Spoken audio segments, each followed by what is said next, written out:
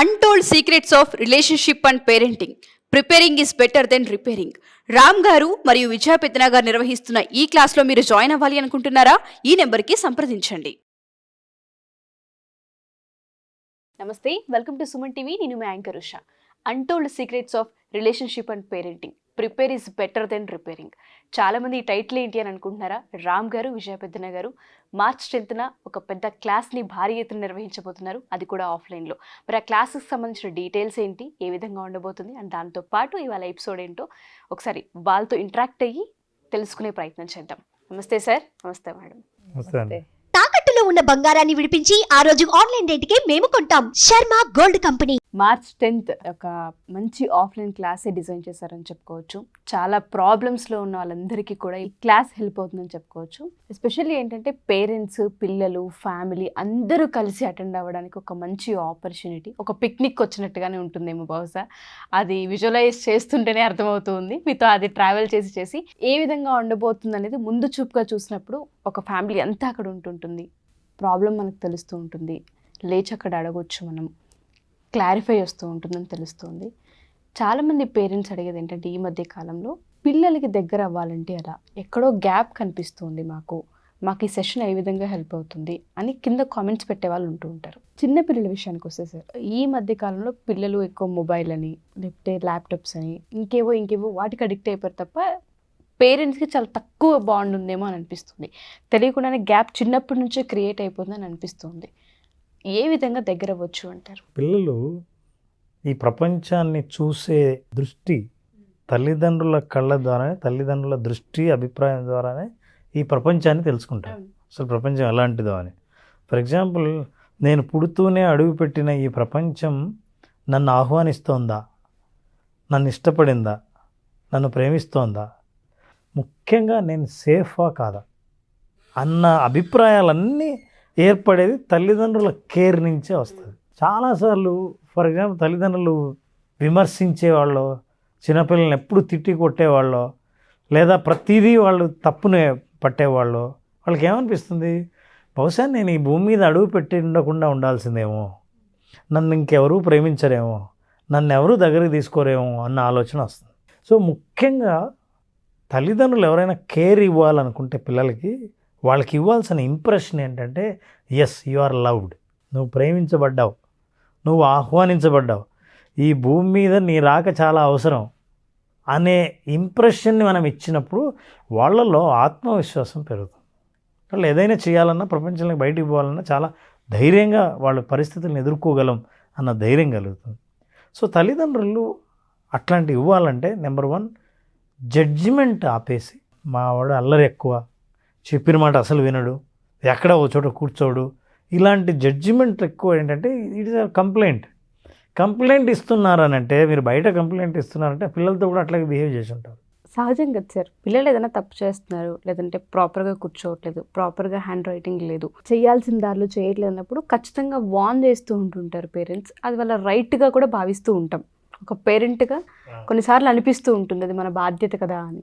కొంతమంది తెలియక కూడా, అంటే అది పొగట్ట కింద చెప్తూ దాన్ని రెయిన్ఫోర్స్ చేస్తారు, విచ్ ఈజ్ నెగిటివ్ బిహేవియర్. యాక్చువల్గా ఇప్పుడు సార్ అన్నారు ఏంటి, మావాడు కుదురుగా ఒక చోట కూర్చోడు, మావాడు అంటే చెప్పిన మాట వినడు ఇప్పటి నుంచే, అంటే అదేదో తెలివితేటలు, అదేదో చాలా యాక్టివ్ ఎనర్జీ ఉందని చెప్పటానికి అనుకుంటూ ఆ బుడ్డాడి ముందే చెప్తారు. వాడు అనుకుంటాడు, ఓహో అయితే మనం సూపర్ అన్నమాట అని చెప్పి ఆడే కంటిన్యూ చేస్తూ ఉంటాడు ఆ పిల్లాడు. వాళ్ళ బిహేవియర్ని విమర్శిస్తున్నట్టే ఉన్నా లోపల గర్వంగా పడుతూ కొన్ని గర్వపడుతున్నట్టు చెప్పినా అందులో తాగిన విమర్శ ఒకటి ఉంటుంది. సో ఇలాంటివి తల్లిదండ్రులు చేస్తుంటారు. మీరు అన్నారు బిహేవియర్, ప్రాపర్గా బిహేవియర్ ఎలా అని. ప్రాపర్ అంటే ఏంటి అనేది ఫస్ట్ ఇంపార్టెంట్. ఏంటి ప్రాపర్ అనేది? వాళ్ళు తప్పులు చేయడం సహజం. నెంబర్ 1, పిల్లలకి తల్లిదండ్రులకు మధ్య వచ్చే గొడవ ఏంటంటే తప్పులు చేయడం. ఐడియల్ బిహేవియర్ ఏంటి, వీళ్ళు చేస్తున్న బిహేవియర్ ఏంటి, మధ్య గ్యాపే వాళ్ళ మధ్య మిస్అండర్స్టాండింగ్. నువ్వు ఎలా కూర్చోవాలి, భోజనానికి కూర్చుంటే లేవకూడదు, అయిపోయేదాకా మొత్తం తినేయాలి, ఇది ఐడియల్. ఆడేమంటాడు, నాకు ఇది వద్దంటాడు, పిల్లవాడు తోస్తాడు, ఇష్టం లేదంటాడు, తినడానికి రాడు. ఇవన్నీ ఈ గొడవల మధ్యలో తల్లిదండ్రులు ఎలా బిహేవ్ చేస్తున్నారు అన్నది ఇంపార్టెంట్. ఇప్పుడు ఏదైనా సరే మీ ఎదురు చూపులో మీరు అబ్జర్వ్ చేస్తున్నప్పుడు మీరు ఏ ప్రవర్తిస్తున్నారో పిల్లలు అప్పుడు వాళ్ళ ఎదుగుదలను సూచిస్తుంది. అది వాళ్ళ ఎదుగుదలలో వాళ్ళు ఏమి ఈ ప్రపంచాన్ని అర్థం చేసుకుంటున్నారు, మనుషులను ఎలా అర్థం చేసుకుంటున్నారు అన్నది. ఉదాహరణకి ఏదైనా ఒక వస్తువు హ్యాండిల్ చేయడంలో చెయ్యి జారి కింద పడింది, వెంటనే తల్లిదండ్రులు ఎలా రెస్పాండ్ అవుతారు? కొట్టడం జరుగుతుంది, గట్టిగా అరవడం జరుగుతుంది. సో నేను చేసిన పని తప్పు కానీ కరెక్ట్ ఏంటి నాకు తెలీదు. నువ్వు అరుస్తున్నావు అంటే నీకు కోపం వచ్చింది, సరే మరి కరెక్ట్ అయింది ఏంటి? ఇప్పుడు చాలామంది తల్లిదండ్రులు ఒక్క అంశమే మనం ఎపిసోడ్లో, అంటే పూర్తిగా మనం ఎలా కనెక్ట్ అయ్యాలో మాట్లాడలేం కాబట్టి ఒక్క అంశమే నేను చెప్తాను. జనరల్గా వాళ్ళు తప్పు చేసినప్పుడు దాని ఫలితం, దాని తర్వాత మీకు పడ్డ పని, మీకు వచ్చిన ఇబ్బందిని గుర్తుకు తెచ్చుకొని ఒకేసారి వాళ్ళని ఒక దెబ్బ వేస్తారు. ఈ దెబ్బకు కారణం ఏంటో 90% ఆఫ్ ద చిల్డ్రన్కి తల్లిదండ్రులు ఎందుకు కొట్టారో వాళ్ళకి తెలియదు.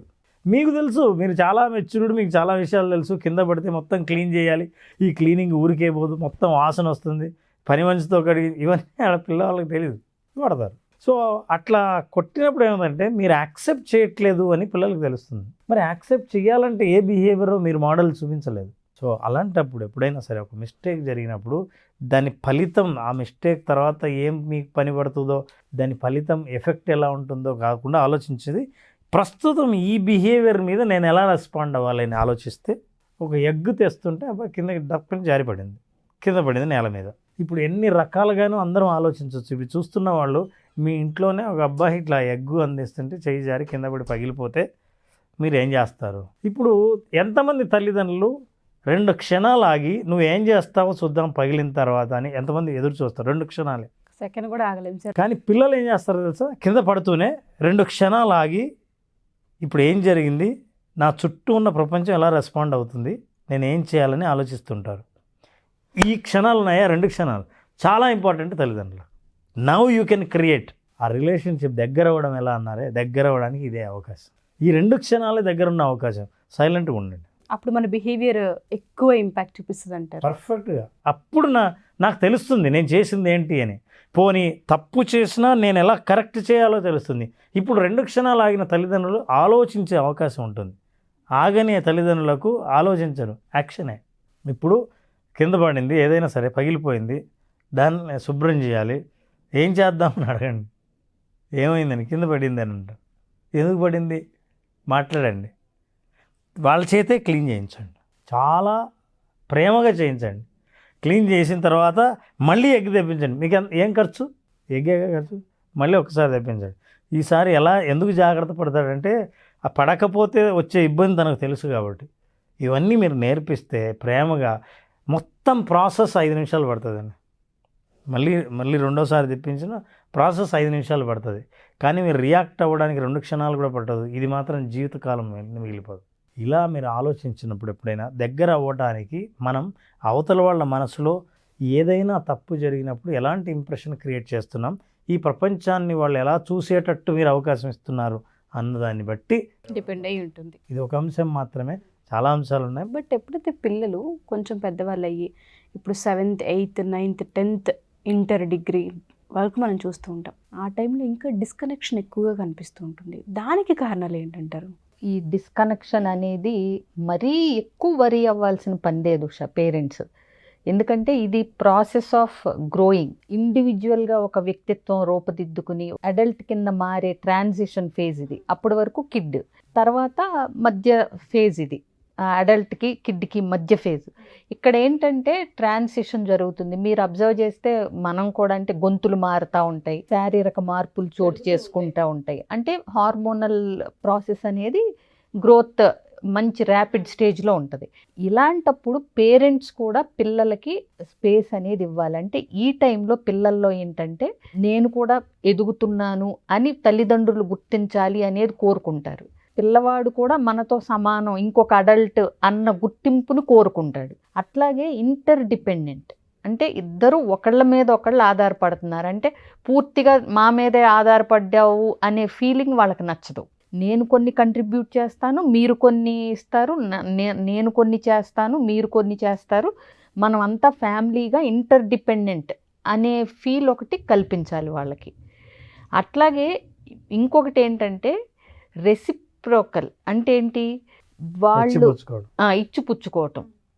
నువ్వు ఇవ్వు, నేను కూడా ఇస్తాను, నువ్వు ఇవ్వు నేను తీసుకుంటాను, నేను ఇస్తాను నువ్వు తీసుకుందువు కానీ. అంటే ఏంటి, అవతల వ్యక్తి పేరెంట్స్ కూడా మేము ఇస్తున్నాము, పేరెంట్స్ కూడా తీసుకుంటున్నారు అనే ఒక సాటిస్ఫాక్షన్. అంటే ఏదైనా అది రెస్పెక్ట్ అవ్వచ్చు, అంటే ఫిజికల్ థింగ్స్ అనే కాదు, అంటే వీళ్ళు ఏదో సంపాదించి కొని పెడితే పేరెంట్స్ అది కాదు, పూర్తిగా ఆధారపడ్డారు అన్నట్టు కాకుండా ఒక రెస్పెక్ట్ ఇవ్వటం తీసుకోవటం. అంటే ఏంటి, మన పిల్లవాడే అయినా వాడు ఒక సపరేట్ ఇండివిజువల్ అనే గుర్తింపుని మనం ఈ అడాలసెంట్ ఫేజ్ నుంచి వాళ్ళకి ఇస్తున్నప్పుడు ఏంటంటే ఆ బాధ్యత, ఈ ఇంట్లో నాకు కూడా ఒక స్థానం ఉంది అనే ఒక కాన్ఫిడెన్స్, ఆత్మవిశ్వాసం వస్తుంది. అంటే ఇప్పుడు సపోజ్ ఒక ఇల్లు కొనుక్కున్నారు అనుకుందాం, అందులో మీ 14 ఏళ్ల పిల్లవాడు కానీ పాప కానీ ఎంత తెలుసు వాళ్ళకి అన్నది పక్కన పెడితే, మనం ఇల్లు కొనుక్కుందాం అనుకుంటున్నామమ్మా, ఎలాంటి ఇల్లు అయితే బాగుంటుంది, నీ రూమ్ ఎలా ఉండాలనుకుంటున్నావు అని అడిగితే ఆ పాపకు వచ్చే సాటిస్ఫాక్షన్ వేరు. అంటే నాకు ఈ ఇంట్లో ఒక స్థానం ఉంది, అంటే అది నేను మాత్రమే చేయగలను, అంటే చాయిస్ ఉంది. సో నా అభిప్రాయానికి ఇక్కడ విలువ ఉంది. So I'm a valuable person here, I'm a valuable resource in this family అనేది గనక ఈ అడాలసెంట్ ఫేజ్లో మనం క్రియేట్ చేయగలిగి వాళ్ళకి ఆ చాయిస్ ఇస్తే గనక దే ఫీల్ దట్ వీళ్ళకి నేను చాలా అవసరం, మా వాళ్ళకి నేనంటే చాలా ప్రేమ, నా అభిప్రాయానికి విలువ ఉంది అనే ఒక భావన ఒక్కసారి పడిందంటే, తర్వాత మీరు చిన్నగా కోప్పడినా కానీ వాళ్ళు నా మంచికే, మా అమ్మ ఏదన్నా కోప్పడిందంటే అది నాకు మంచికే అనే ఫీలింగు బీజం పడటానికి ముందు తల్లిదండ్రులు ఇట్లాంటివి చాలా చేయాల్సి ఉంటుంది. అట్లాగే జడ్జిమెంట్ లేకుండా వినటం. ఈ ఫేజ్లో వాళ్ళ ప్రాబ్లమ్స్ వాళ్ళకు ఉంటాయి, కొన్ని షేర్ చేయగలరు, కొన్ని షేర్ చేయలేరు పేరెంట్స్తో. షేర్ చేయగలిగిన వాటిల్ని మనం ఎట్లా రెస్పాండ్ అవుతున్నాం అన్న దాన్ని బట్టి మిగిలినవి షేర్ చెయ్యాలా, తర్వాత వచ్చే ప్రాబ్లమ్స్ అక్కర్లేదా అనేది వాళ్ళు డిసైడ్ అవుతారు. సో వాళ్ళు ఏదన్నా ఒకటి చెప్పారనుకోండి, స్కూల్లో ఇట్లా ఒక అబ్బాయికి లవ్ లెటర్ రాశాడు ఒక అమ్మాయికి అన్నప్పుడు, అదేంటి మీ వయసు 14 కదా, అప్పుడే మీ క్లాస్మేట్ అలా ఎలా రాస్తాడు ఉత్తరం అని మీరు అన్నారనుకోండి, నెక్స్ట్ టైం క్లాస్లో జరిగే విషయాలు ఏవి మీకు తెలవ్వు. అర్థమైందా? అవునా, మరి అప్పుడు ఏమైంది, ఆ పాప ఎలా రియాక్ట్ అయింది, మీ ఫ్రెండ్ ఎలా ఫీల్ అయ్యాడు, ఇట్లా ఆ క్వశ్చన్స్ వేయటం వల్ల ఏంటంటే ఆ ఇన్సిడెంట్ పట్ల మీ పిల్లల అభిప్రాయం ఏంటి, మరి నువ్వేమనుకుంటున్నావు, ఈ టైం అంటే కరెక్ట్ అనుకుంటున్నావా, మీ ఫ్రెండ్ చేసింది, నీ అభిప్రాయం ఏంటి అన్నీ వాళ్ళనే అడగండి, మీది చెప్పే అక్కర్లేదు. ఇక్కడ ఇంపార్టెంట్ వాళ్ళ ఆలోచన ఎట్లా ముందుకెళ్తా ఉంది, ఏ డైరెక్షన్లో వెళ్తుంది అనేది.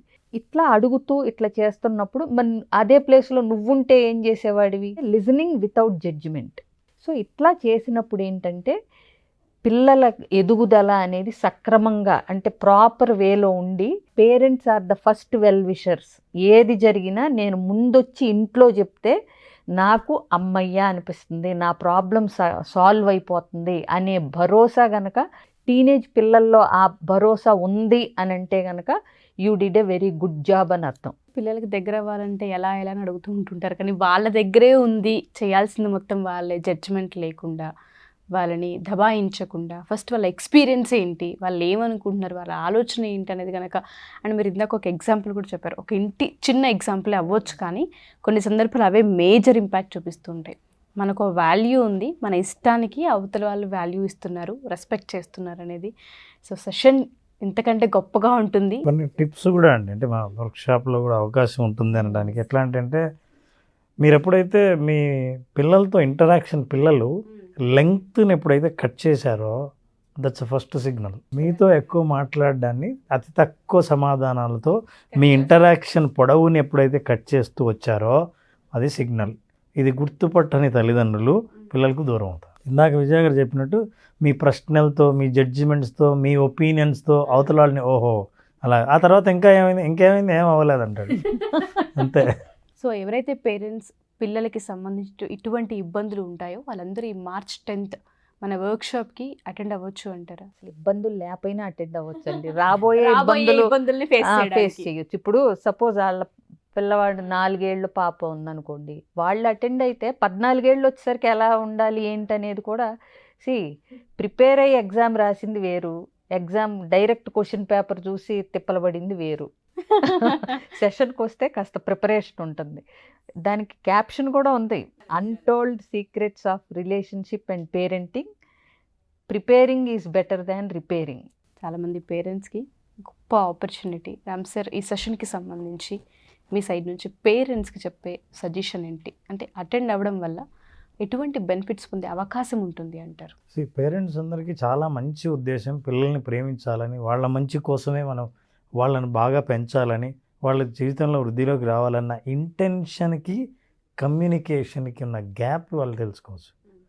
ఉద్దేశం మంచిదే, ఆ ఉద్దేశం మంచిదే, మీరు మాట్లాడిన మాటలు కూడా అదే ఉద్దేశాన్ని రిఫ్లెక్ట్ చేస్తున్నాయా లేవా అన్నవి, ఆ గ్యాప్స్ ఏంటో తెలుసుకోవాలంటే ఖచ్చితంగా వర్క్షాప్ అటెండ్ అవ్వాలని చిన్న చిన్న టిప్స్తో, యాక్టివిటీ బేస్డ్తో వర్క్షాప్ కండక్ట్ చేస్తున్నాం. నేను విజయ గారు కండక్ట్ చేస్తున్నాం. చాలామంది మమ్మల్ని ప్రోగ్రామ్ ఇండిపెండెంట్గా అడిగారు, కానీ చాలా అంతమందికి ప్రయోజనం కలగాలని పేరెంట్స్కు, కాబోయే పేరెంట్స్కి హోలిస్టిక్గా ఎవ్రీ ఇండివిజువల్ కెన్ అటెండ్ అండి. పెళ్ళి అవనాళ్ళు కూడా అటెండ్ అవ్వచ్చు. సో దట్ ప్రీ మ్యారిటల్ కింద కూడా కవర్ అయిపోతుంది. Okay, wonderful sir. Thank you sir. Thank you ma'am. Thank you very much. So చూసారు కదా, ఈ ఎపిసోడ్ విన్న తర్వాత మీరు కనుక ఈ క్లాస్కి జాయిన్ అవ్వాలి అనుకున్నా, డీటెయిల్స్ తెలుసుకోవాలనుకున్నా, ఎంక్వైరీ చేయాలి అనుకున్నా, మీరు ఖచ్చితంగా ఈ క్లాస్కి అటెండ్ అవ్వచ్చు. ఈ క్లాస్ హైదరాబాద్లో నిర్వహించబోతున్నారు. అది కూడా ఫ్యామిలీ మొత్తం అటెండ్ అయ్యే క్లాస్. ఆఫ్లైన్లో మీకున్న డౌట్స్తో పాటు అండ్ ఇక్కడ చాలా విషయాలు మీకు నేర్చుకునే అవకాశం ఉంటుంది. అండ్ దాంతోపాటు మీ ప్రాబ్లంకి తగ్గట్టుగా క్లాస్ ఉంటుందన్న ఎక్స్పెక్టేషన్ చాలామందికి ఉంటుంటుంది. మీరు కనుక ఎంక్వైరీ చేసిన ప్రాసెస్లో మీ ప్రాబ్లం మాకు తెలియజేసినా దానికి తగ్గట్టుగానే క్లాస్ డిజైన్ చేయడం జరుగుతుంది. కాబట్టి క్లాస్కి ఎన్రోల్ అవ్వాలనుకునే వాళ్ళు, డీటెయిల్స్ తెలుసుకోవాలనుకునే వాళ్ళు కింద స్క్రోల్ అవుతున్న కాంటాక్ట్ నెంబర్ని కాంటాక్ట్ చేస్తే మా టీం మీకు పూర్తి వివరాలు అందిస్తారు. Thank you.